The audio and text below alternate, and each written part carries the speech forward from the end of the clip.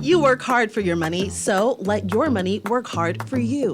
With as little as $1,000 to start, you can watch your money grow by investing in CFAL's Bahamian dollar and US dollar mutual funds, each tailored to match your unique investment profile. Our expert advisors are dedicated to crafting personalized investment strategies to help you achieve your financial goals. Don't miss out on the chance to earn higher returns on your hard-earned money. Join the thousands of investors who trust CFAL and start your journey toward financial freedom today. Visit us at cfal.com to learn more about our saving and investment options, and let us help you build wealth so you can live well. CFAL, growing wealth for future generations. This is Guardian Radio, your station for up-to-the-minute news and intelligent, interactive, and engaging conversations. 96.9 FM. The views and opinions of the hosts and guests are their own and do not necessarily reflect the views of the management and staff of Guardian Radio.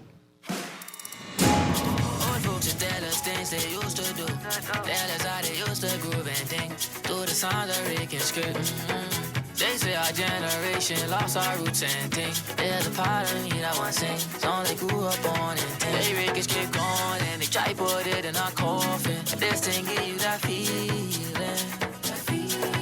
Where records keep going, then we're going down with all them songs. Good yawning this morning and welcome back to Guardian Radio 96.9 FM, your station for fresh news, smart talk all day. It's Thursday, 21st of August, 2025, and you are on the clock with Erin, Greene. And I got a guest in studio for conversation this morning. I think it's an important conversation. I saw some news flash across my social media feed, and it grabbed me, changed the whole course of the show today. The topic we're going to be talking about today is from Pong to AI and the IoT, privacy and security in the 21st century. I have a local cybersecurity expert in studio with me today, and we're going to be delving into some of the issues that are right at our fingertips. These are urgent issues. Now, people say, man, Erin, what's urgent for you is not necessarily urgent for me. I can tell you why it's urgent for me. My niece had been visiting me this summer. I had to quickly pop back into guardian mode, parental mode, right? Responsible adult mode. Because being responsible for raccoons and cats is totally different from being responsible for children. And so when I saw this article yesterday, I thought, no, we really should talk about these things. This article was shared by a Bahamian in a WhatsApp group, and I am so grateful that they shared this because this article is produced by an industry professional that they follow personally, and so, of individual at all. But everything going AI. I know there's a rake and scrape song out there about that, like everything changing, everything going fast, but everything going AI. And the question is, are we prepared for it? Just as we get the show started, I want to remind you guys of the Loyalist Charles Farquharson Will Competition, open to junior and senior high school students across the archipelago. The prize pool is over $450, plus lots of prizes and surprises from local vendors. The competition is supported by Bahamians locally and abroad and their networks.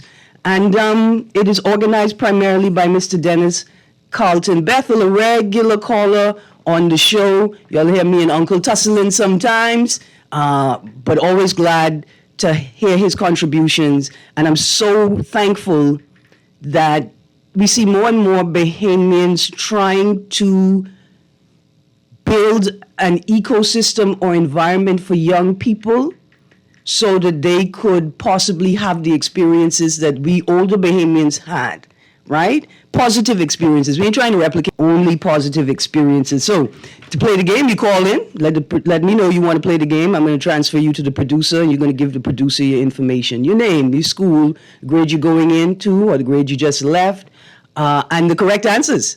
That's what you need to win. You could say anything you want. If you don't win, you get to play another day. the Loyalist Charles Farquharson will competition. We want the government recording record. The government recording record of Loyalist Charles Farquharson's will and the recorded date of Loyalist Charles Farquharson's death. So 2 pieces of information you need to win the competition. One last thing before I get the show started. I think it was yesterday, maybe the day before yesterday. I was going west on Chapel Street. I hit Blue Hill Road, waiting for the light to change. And across the road, in the mouth of Meadow Street, which is one way heading west, there was a car waiting to enter Blue Hill Road from Meadow Street.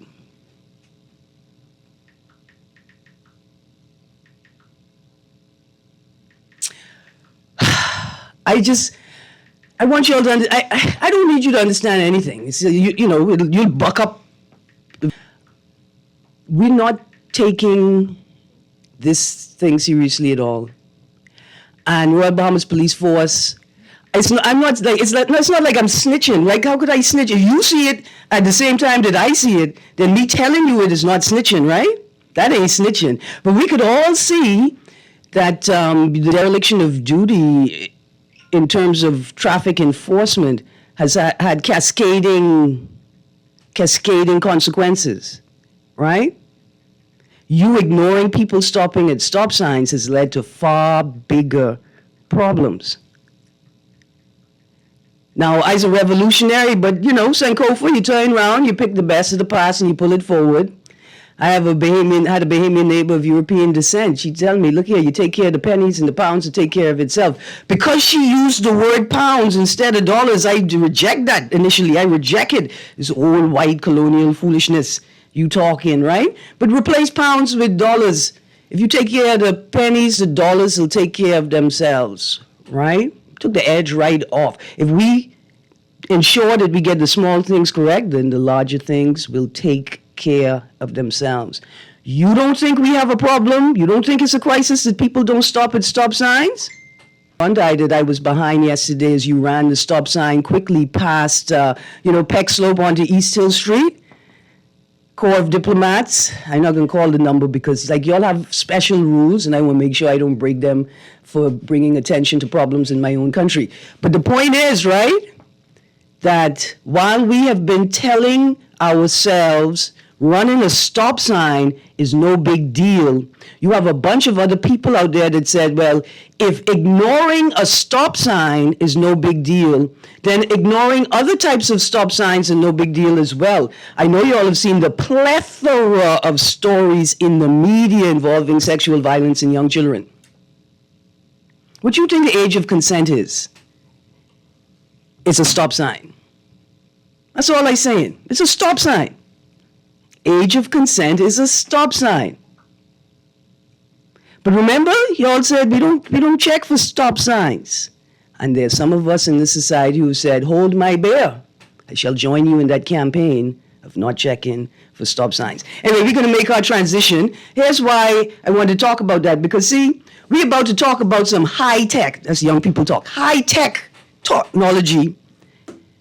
But are we prepared to transition to high-tech if we are still unable to understand and properly operate the low-tech? The world is rapidly on the clock. We have conversations that help us understand and navigate a rapidly changing Bahamas.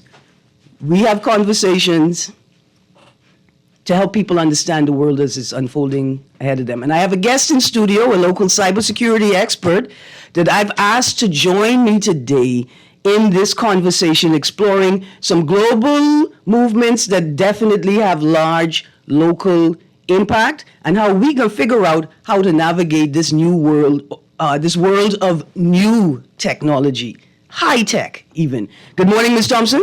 Good morning, Erin. All right, now I need you to speak right into the mic. It is a mono-directional mic, all this technology. Yes, ma'am. One way? Yeah. Okay. Sounds better? Oh, yeah, much better. Okay. Please introduce yourself, your full name, your professional title, and a bit about yourself. Okay. Hi, my name is Sega Thompson. I am the CEO and founder of Genesis Security Consulting Limited. I've been in cybersecurity and data privacy for the last 15 plus years. I've worked in several industries, including telecommunications, financial services, as well as hospitality, before coming out on my own as a consultant. Okay, all right. So like I said, my niece was in town for the summer, and I went into parental mode. And something that flashed across my phone a number of times this summer was a story about Roblox, the popular game, online game. It's similar to The Sims. I'm well aware of Roblox. I have a 6-year-old nephew. That is his life. Right. I'm still on the periphery of it, right? But I know young people love it, and it has a function where they could talk to each other while they play in the game, I think. Right? People could like talk and communicate or engage each other Yes. in some way. So the story that kept flashing across my social media platforms was that there's a big concern that there were predators on the platform, but also that when those predators were brought to the attention of the owners of the platform or the admin of the platform, people say it appears as if they're not taking it seriously enough, right? And they're demanding, calling for greater reform, attention, oversight, and changes to the platform and to gaming platforms entirely. Generally. Then yesterday, this article came across my news feed that said Brazil's Attorney General's office gave Meta 72 hours to remove all AI chatbots that simulate children and engage in sexually charged conversations with users. And the title says every single country should be doing the same. And then I thought, oh wow. This conversation has advanced far than it's advancing locally in the country. I said, let's see if we could have a conversation today about what is AI, what is the Internet of Things, how this impacts the way that we live, and tips on how we can navigate this world of new technology. All right, let's start off simple. What is AI? AI is artificial intelligence, and all it means is we now have machines performing tasks that would normally require human intelligence. Okay, now let's stick a pin right there. Is AI sentient?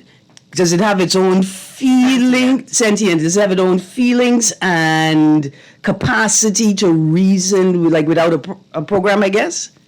So right now, AI has 3 basic high levels: weak, general, and super AI. We are allegedly still on the weak side. Okay. So for all that we have, it is still considered weak. It is not considered a sentient being that has its own feelings and all that. However, AI is full of bias. Why? AI learns by people. People have inherent biases. Yeah. So whatever bias is included in the information that it's receiving, it will Yeah. receive that bias as And well. so from that, what happens is we tune what AI learns. Like when people come and make these, see these issues, they go back and they say, okay, let's put in some additional guardrails around here. And that's how the system learns. Okay, all right. Now, is the system learning from me? Right? I ask a question, was slavery bad? Right? And AI says, oh, slavery was very bad, especially for people of African descent. And then I say, well, I don't know AI. My president says that slavery wasn't that bad. Would I begin to see that specific interpretation of slavery included in AI's output when people ask questions about slavery? If enough of the positive inputs come in, then it would change. That's why it's a learning model. And it depends on what AI tool you're using because they're not all actively learning. Okay. All right. So some are actively learning. So let's go back a while. All right, yeah, man. AI is not new. AI has been around from the 1950s. Okay. Now I know it's not new. So but when from you the go by that, 50s, okay. from the 50s, which means that we've been using, almost everybody in some capacity has used AI. And you say, how? Do you do online shopping? I mean, I try not to, but yes. So you've been on Amazon. Yes. Those product reviews? Yes. Those things when they recommend those Some of product those are AI? recommendations, that is AI at use. Right there. Siri, Alexa, all of that? That is AI. Okay. Your calendar. using being able to pull from all those other people's calendars to kind of get you all into one meeting to say that, hey, you're available, that's AI. So we've been using AI. AI is not bad. It's not good. AI is just In and of itself is a thing. It's just a tool. It is just a tool. All right. See, my Grammy tell me that. She says, a lie is a lie is a lie. Lie for good. You know? AI is like a pencil. Let's be it. A pencil, when they made a pencil, the thought of using a pencil was to write. Yeah. That was the intent. Some little child went out there and stopped somebody else with a sharp pencil and it became a weapon. Yeah, right. That's not what Is the we pencil intended. good or bad? Yeah, the pencil is just a pencil. Exactly. Just a piece of wood with It some all graphite. depends on how it is used. Okay. All right. So AI has been around for a long time. We just may not be aware that we have been using AI in some of the technology or applications that we've been using. What is the Internet of Things? The Internet of Things, in the easiest sense, the smart devices. So any device that can be connected to the internet is considered the Internet of Things. Okay. One, because the device is a thing, and it goes and it talks to the internet. All right. Okay. So anything is. And that's, okay, let's go with, they have smart fridges now. Your fridge that could tell you, hey, is it too cold? Is it too hot? These are the things, depending on how much you're paying, you may need to tell you need to go and make these changes. Okay, so we're talking about the fancy people who say, Alexa, turn the light up in the bathroom and the light down in the living room so we could peek in and see what that child doing in there for 25 minutes. I don't know how y'all be using your light, so I'm not gonna say that. Yeah. That's a camera in there. That's a camera, not just a light. But and in a bathroom, I'm definitely say, let's not tell people that. Yeah, so for commercial. Everybody who has a smart bulb, Yeah. yeah, that's Internet of Things. It could be the sensors in your home, the thermostat. Yeah. Those are Internet of Things. PlayStations. Okay, because I saw this story and I wasn't sure if it was real or not, right? But this, from the perspective of the child, right? The child had been punished, and they had their cell phone taken away from them. And so they had their tablet or their laptop because they needed it for friends, even though they were like grounded and punished. Their parents took the laptop and then told the teachers, look here, she on punishment. She can't even do her homework at home. She gonna have to figure out how to do it at school before she comes home. And then she was on the gaming console, talking to her friends, communicating, right? Like she's on Snapchat. And they took that away from her. And then they realized that she was communicating on the watch. Yes. Right? And they were like, okay, well, we got to take the watch away from you now as well. And then the final message, she was using her smart fridge to send messages to her friends to say, they got me locked. I'm locked up. They won't let me out. That's how smart my smart fridge is. Potentially, but depends on how much money you spending on your smart fridge, because you might get the lower end and it may not. I don't want the fridge to be smarter than me, miss. I don't want the fridge to say, Erin, you come here again, you know you already hit your caloric intake for the day, but can a fridge say that to me? Can I program my fridge to say... Now, I personally don't have that fridge. I would not want that fridge. But I do know that there were concepts for the fridge, and so they may be out there now that will tell you, hey, this is what is in your fridge. One of the issues around that was the sharing of information, because most of these devices actually share information back with to the owner. not just the brand, but Google and Meta tend to always be sharing information with other people. People like to share with them. They have relationships Yes. with other people outside of the relationship Yes. they have with me. And so there's something called sale of data, which is really for monetary amounts, but it's the sharing of data across platforms. So a lot of times when we have these privacy notices and stuff, it'll tell you that, hey, you agreed to share your data. So in this age of new technology, right, how important is it to read the terms and agreements before I click? Because it's like, it would feels like 400 tell you pages. It is very important, and not just when you first get it, but to continually check them as they update it. I'll give you an example. My daughter likes to create content. One of the tools she uses is CapCut. I'm about to do a video series for my company called Woman Crush Wednesdays, the Cyber Edition, where I feature some prominent women in the industry, and I want to talk about their accomplishments and, why I would crush on them in a professional sense. And so I reached out and I said, babes, I know you use this. Does it have this feature? And she says, I think it does, but I don't suggest you use it because they just updated their privacy notice.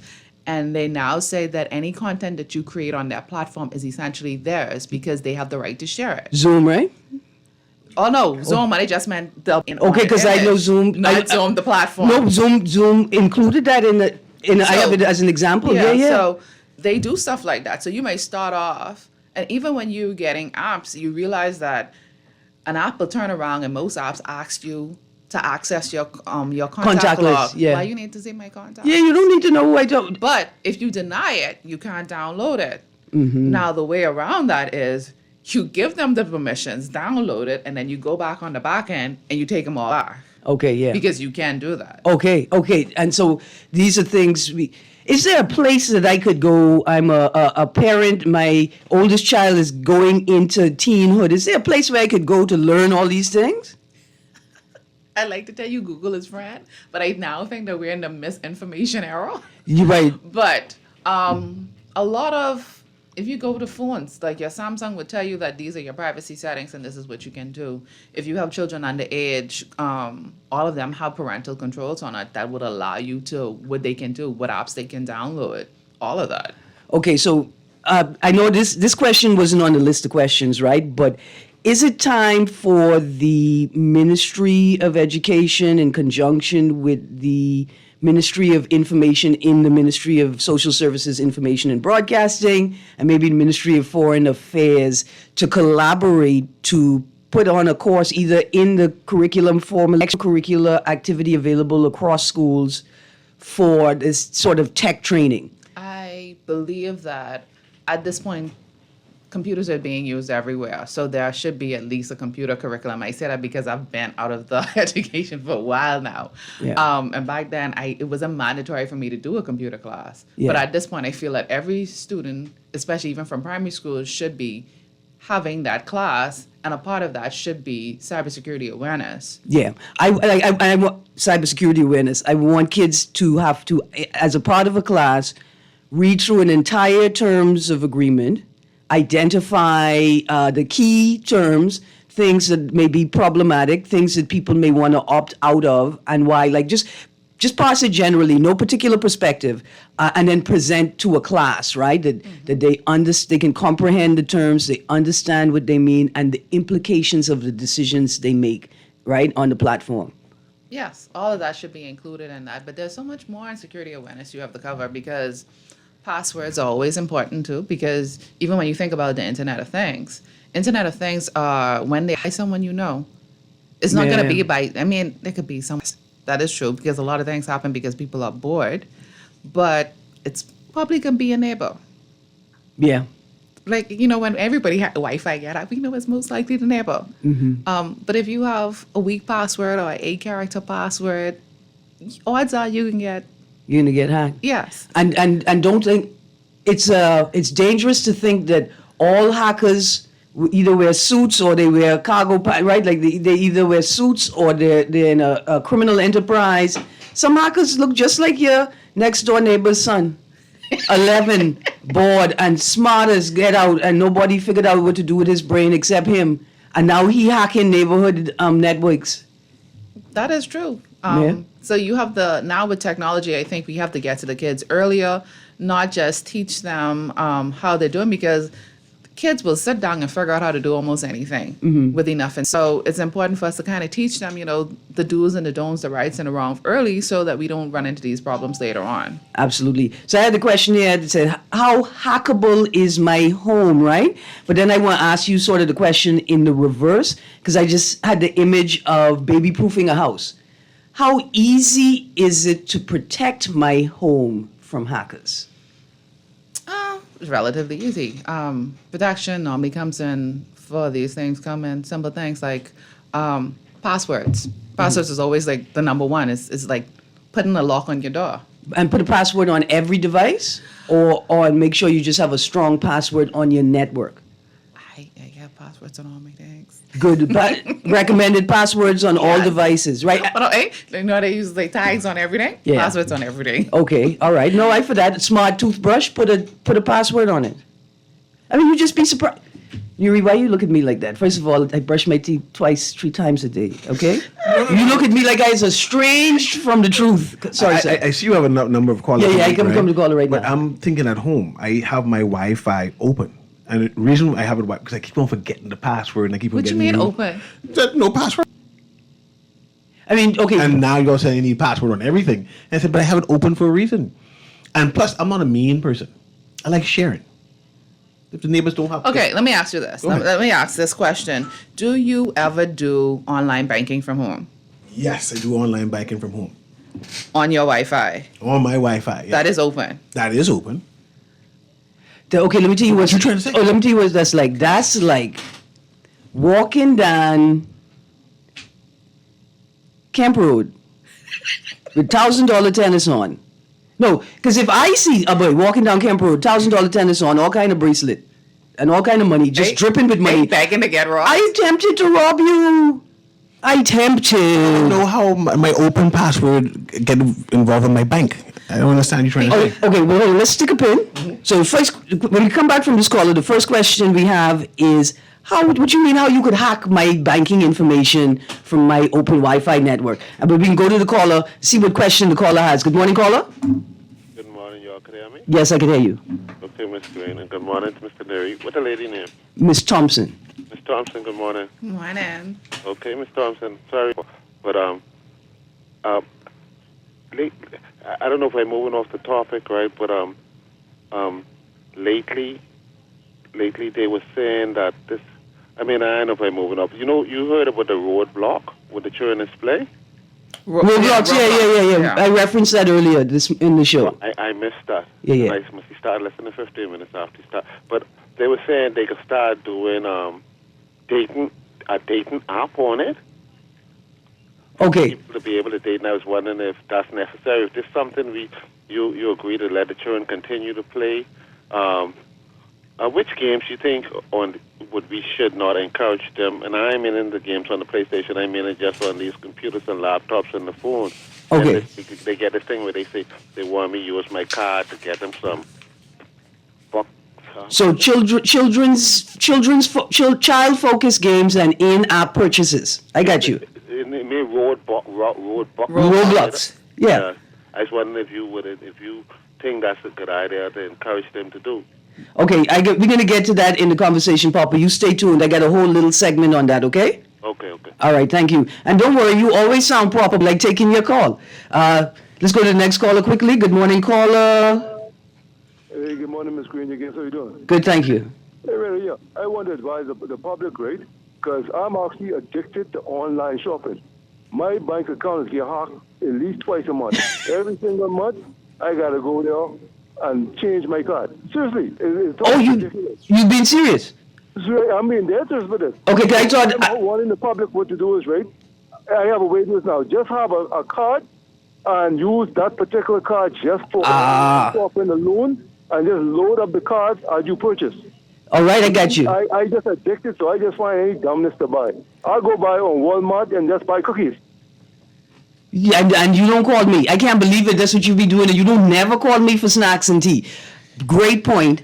If you do a lot of online shopping, have a card specifically for online shopping and activity, right? Separate from your main bank account to protect your main resources. I thought you were saying that you tell your wife you get hacked because you be doing so much shopping, right? And you have to change your password regularly. One more caller and then morning caller. What service she providing, Miss Greene? I remember when Miss Thompson is I messed up when we had the pandemic, right? I had to get someone to come to help her with the children to make sure they stay online and stay in school. Yeah. That person, they was like in university here online and somewhere in Jamaica or Trinidad and Tobago, but there's a doctor today in Princess Margaret. what I interested in now, like how the BJC's come up, I don't want like putting the whole year getting ready for it with some of, I won't say the student, but I mean my children. Okay. I was wondering if that lady, she sounds so smart. Most people tell me, say, to get a tutor, you have to go to them. I'm more interested in paying for them to come to me. She have any idea or suggestion, or you, Miss Greene, because I know you know. I can throw it. Hang up and listen, thanks. Okay, so here are the questions on the board, and we're gonna go back to protecting your data at home on open and closed Wi-Fi networks. Recommendations for games or games that parents and children should stay away from online that are not safe for children, and in-game or in-app purchases, and how to pay money from their children, right? Like how do you navigate that space? Because I know my mother never thought when I was playing a video game that I could connect her credit card to it and buy things. And then perhaps later in the show, do you have any recommendations for cyber tech tutors for young people and cyber tech learning services? Okay. So let's go back to my friend with the open Wi-Fi. Yeah, because listen, he is gregarious. He have a dog named Dora, and Dora's very smart. And I know he's keeping the Wi-Fi open so Dora could educate herself. Dora probably got a whole setup in her house. I get that. All right. The thing about open Wi-Fi networks is that means anyone can traverse your network. One, that means they can make changes to anything in your house. That's how, if you have any smart devices. Two, they can actually just sit on your network and gather information. So I don't like using the neighbor advice as an example because it probably ain't a neighbor. It could just be some boy child though. It could be someone out your past who know that you had an opening and they just mad at you, and so this is what they're doing. And if you have access, you're sitting there, you have tools you can use to actually just read that. Means I could find out your banking information, I could access your bank accounts, I can go shopping like my friend there. Mm-hmm. I could do things. Plenty of things. I could communicate. I could catfish people from your account. Yeah, because I didn't see everything you done been logging on to. Yeah. So I could get all that information, which is one of the reasons why I don't really believe in open Wi-Fi networks. I'm okay with you coming there, and I may change it, so don't even be getting there. But you remembering it. Next time you come back, it may not be the same. Right. Another tip: if you have guests in your home frequently and you share the Wi-Fi password, you should change the Wi-Fi password regularly as well. Yes. So here's what I recommend, because Nuri, I got the same problem you have with writing that, memorizing things, right? Now you could get a nice little small like dry erase board that you could stick to a wall. So not like a chalkboard, but a nice little strip of plastic dry erase. And in a library, in a room that's not open to guests. I am not going to agree with that. What type of trick question is that? Old people. What type I'm of saying for guests, when you changing the password regularly and guests come in, I put it on the wall, and then when you leave, I changing it. I can write it down so you see it, and when you leave, I changing it. That can't work either. Ms. Thompson, I just saying that's why I bring you here, you to explain. The dollar sign and the what are the tips? Okay, for those of us who have. So there's this thing called a password manager. Okay. If you don't have a lot of passwords to remember, or even if you do, depending on how much money you want to spend, because normally like the first 25 accounts they kind of keep for free. There's several of them. There's LastPass, there is Dashlane. There's quite a few. Google has That's it. the hacker now, Mr. Newey. He say turn the phone off. There's many out there. One of the things it does, it gives you a safe place to store your passwords. Okay. They're normally encrypted, so you may still have to do your homework to make sure that it is actually being encrypted. That you've chosen the correct site. Normally, the good thing about it, you only need to remember one password. That's the password to get in there. You're right. Two. But if I lose that password. But hold on, okay, wait. Yeah. It's still most likely tied to your email, so you still. I have a recovery option. Yes, there's a recovery option. The good thing about that is allows you to randomly generate a password. Okay. A lot of them, not all of them, but because they're not all created equally. So if you need a 20-character password, like I do, and you just need it randomly there, it'll do that for you. Okay. Now, I know you see the look on my face. I'm resistant. I still could see resist that. it. I could see that she really won't put passwords on the dry erase Because board. here's why. And maybe all it is I just need you to instill some, not to instill more, because you're doing a good job, right? But whose multi-million-dollar Bitcoin account is sitting in a trash dump somewhere in India or Europe because he forgot the password for the account, right? And you dead scared that gonna happen to you, way. I mean, it's only $17, but it's my $17. And you know, that's at least bamboo. Yeah, twice.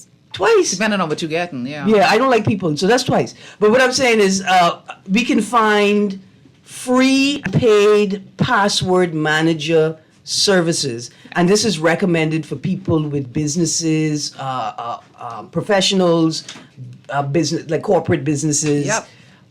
Okay. Because on the business side, we're gonna tell you that, hey, you should have a long password. They're easily hackable, brute force and everything. Mm-hmm. And what brute force is when they actually just keep trying. They just keep trying different passwords to get access to your account. And so they'll actually tell you, with the evolution of technology and the type of programs that are out there, depending on the length and the complexity of your password, will determine how long it takes to crack.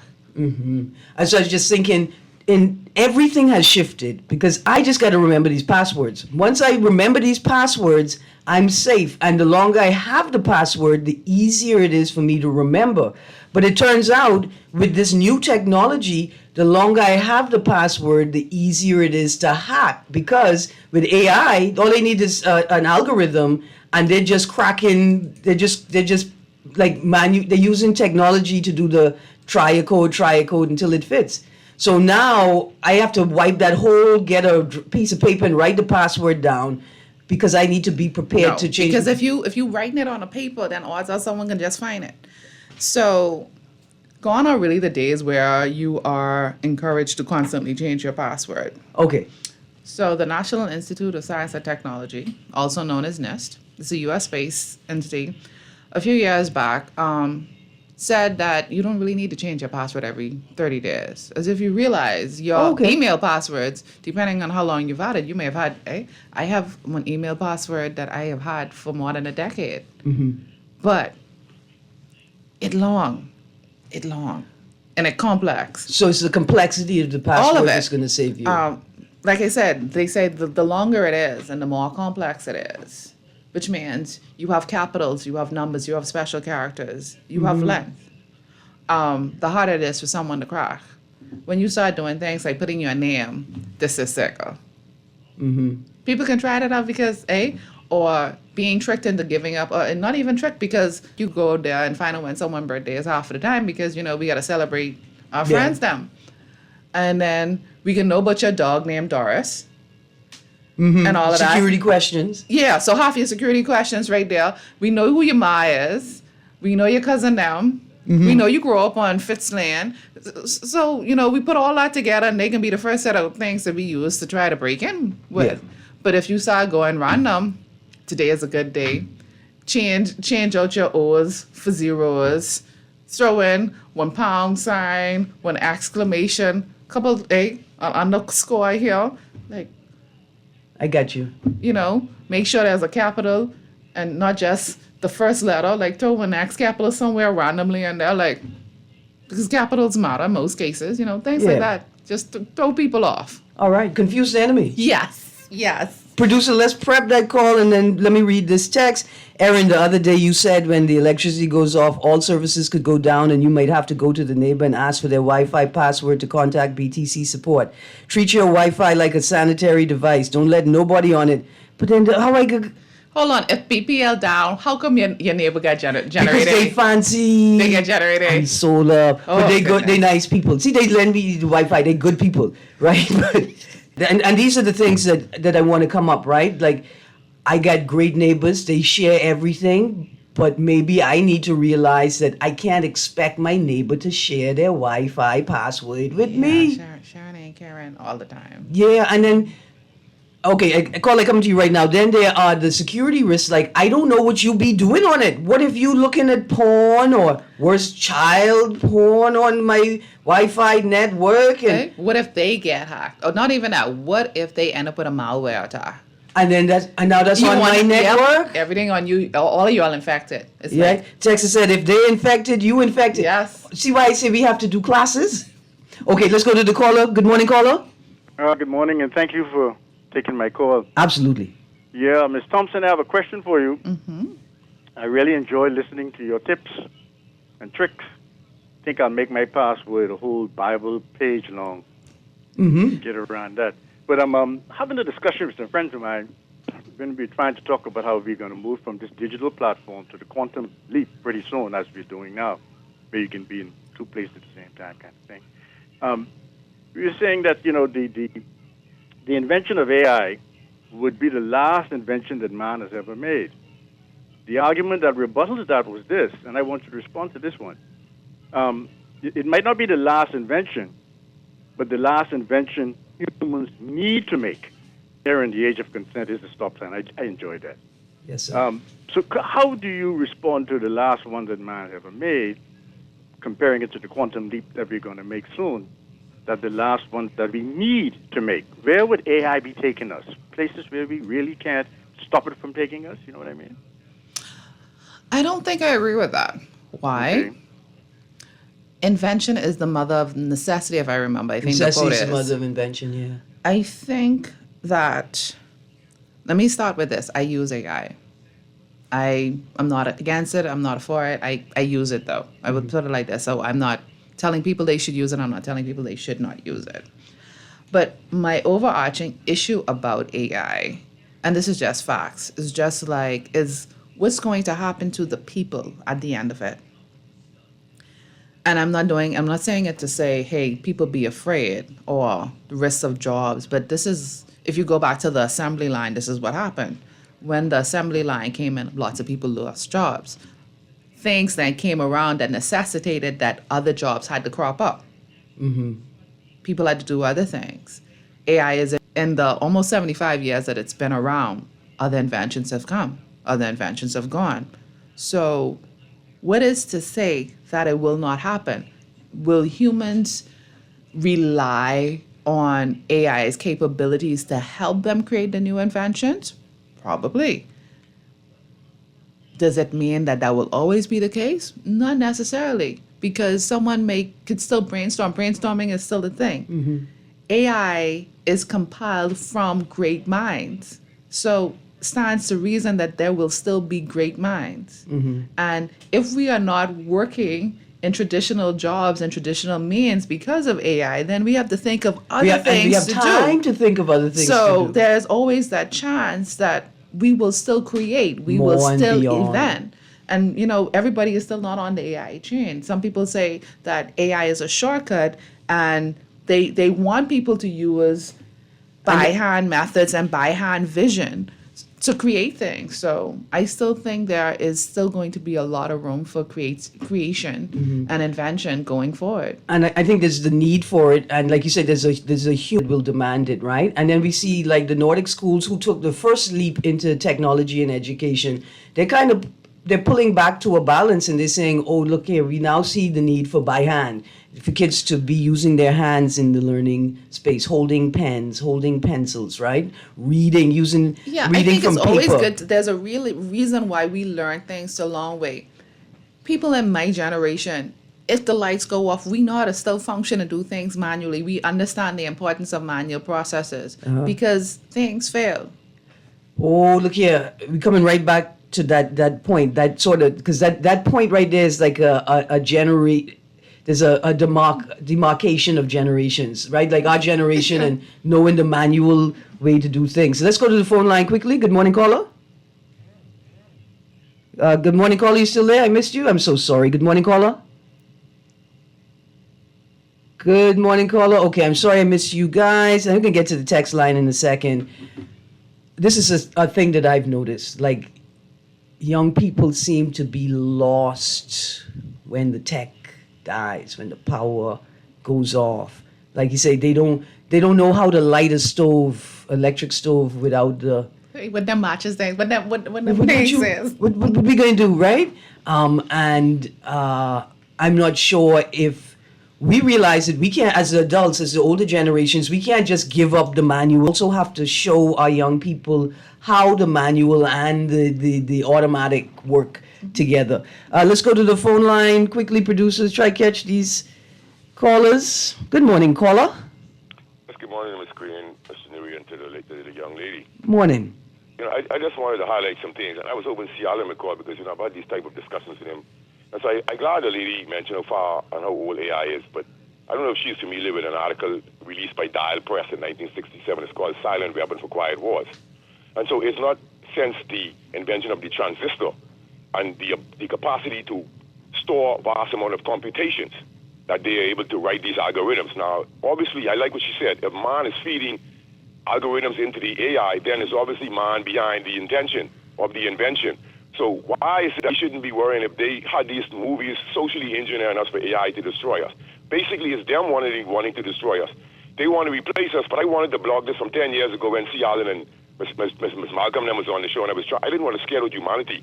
But when you look at the invention of brain mills, you know what brain mills are, right, Mom? Miss? Yes. All right, so what do you think the reason for that is? You look at the neural plant, the neural link, I know what they think, right? And so when we look at the pros and cons, and here's another thing that frightens me that I don't know if a lot of people really know. They're using, you have heard about AlphaFold?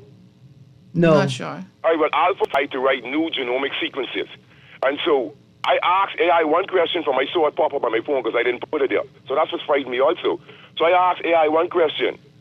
I said, AI, was the lab leak hypothesis man-made, right, or natural? And AI went on to say that there's not a general consensus, but I know AI lied to me. So that's, yeah, I know AI lied because I know the science. And guess what happens? When you go and do the research, it actually shows you that the CGG-CGG amino acid sequence, it was never found in any SARS genome. So this point to the origins of man-made, and then you read all the other overviews. I'm not gonna. People talk about challenge doctors. I'm not challenging any doctor, anybody. The truth is out there, and so what happens is I'm challenging the science because they know it's man-made. I get you, They 52. know it's a gain of function, and so by them using the AI to write genomic sequences, hence new biological entities. I don't have to be a genius to figure this out. What I'm saying is, and then you went on about dead drops or like let's say power cut. And you look at how humanity will be ostracized, and then trying to believe that, you see how they have kidnapped our children now, and so children are blind. 52. That's a whole lot of everything at one time. And I agree with you. This is a part of the conversation. You are on the, I don't even want to say the far end, but you are on the cutting edge. You are where ethics meets technology, right? You are far beyond the capacity of most of us in the audience today, though, at this late hour of the show. I have to say that. Is it worth it for us as a country to build our own AI model? Why? Why not? That's my question is there's no. Ain't nobody else but a Bahamian know why they can't find Jerry Roca in town. Nobody else. Right? And sort of akin to the conversation that just sort of popped up over the last few days in the question of seeking accreditation, external accreditation for a national institution like the University of the Bahamas, right? Is there a security value in creating our own AI?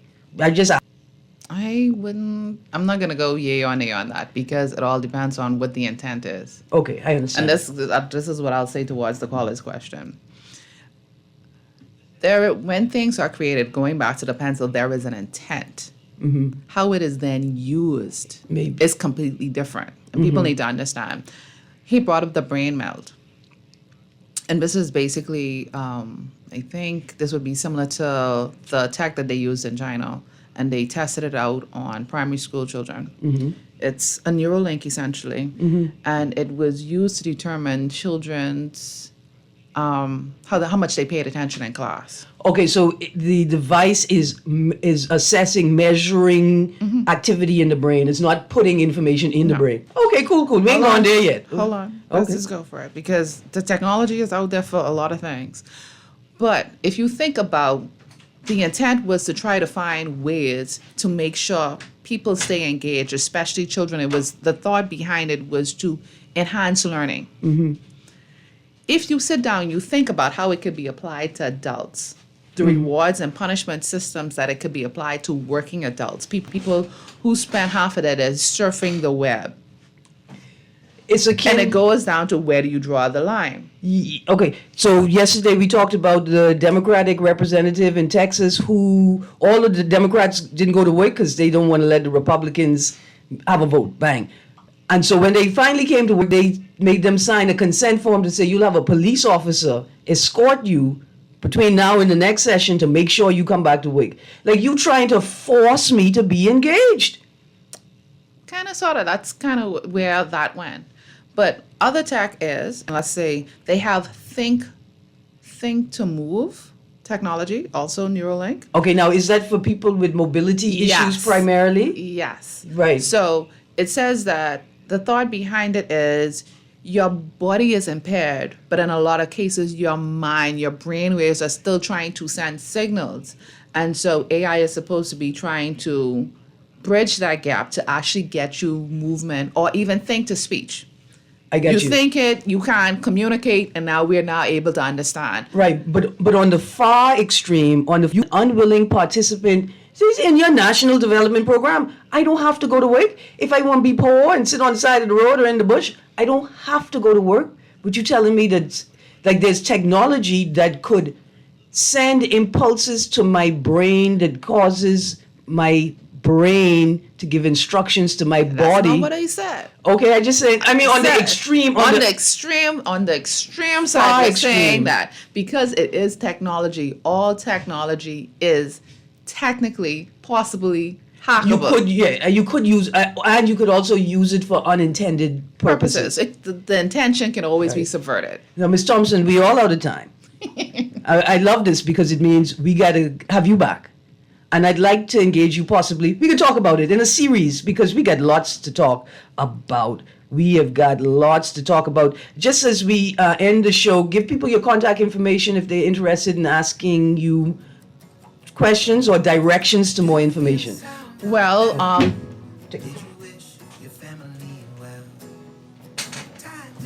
Go on. so my website is www.gscltd.tech.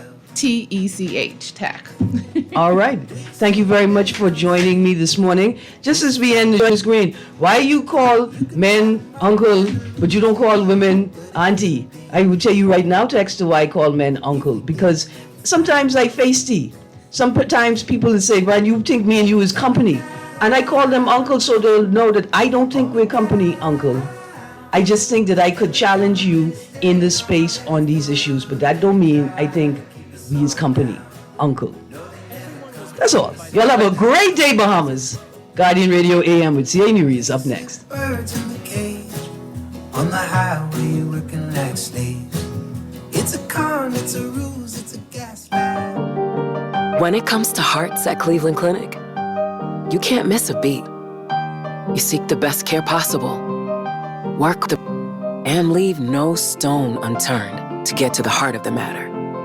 Because understanding is always the first step to overcoming. For every heart in the world, see how we're advancing the future of heart care at Cleveland Clinic today. Looking for your dream job in paradise? At Royal Beach Club Paradise Island, we're hiring. And with over 200 positions available, we're confident you'll find your perfect fit. Whether you're passionate about keeping guests safe as a lifeguard, or if mixing up refreshing cocktails as a bartender is more your speed, there's a spot waiting just for you. Visit Royal Beach Club at paradiseisland.com/career to explore openings and apply today. This is how we do it. Get ready to kick off the new school year with a bang. It's the Guardian Media Group and Rotary Club of South Ocean's Back to School Jamboree, August 29th in the parking lot of the Nassau Guardian in Oakesville, 11 a.m. to 3 p.m. Join us for a day of fun, games, and back-to-school excitement. We've got something for everyone, from bouncing castles and face painting to health screenings, hair grooming, and giveaways. Meet some of your favorite local businesses and get ready for the new school year with all the essentials. We'll have school supply vendors and local eateries with delicious treats.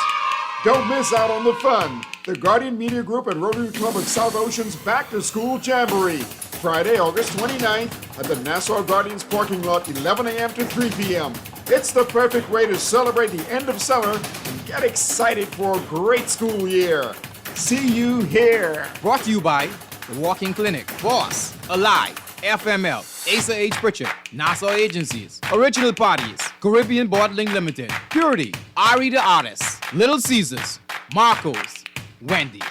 This is Guardian Radio 96.9 FM, streaming on GuardianTalkRadio.com and the Guardian Radio app. Nassau Boss.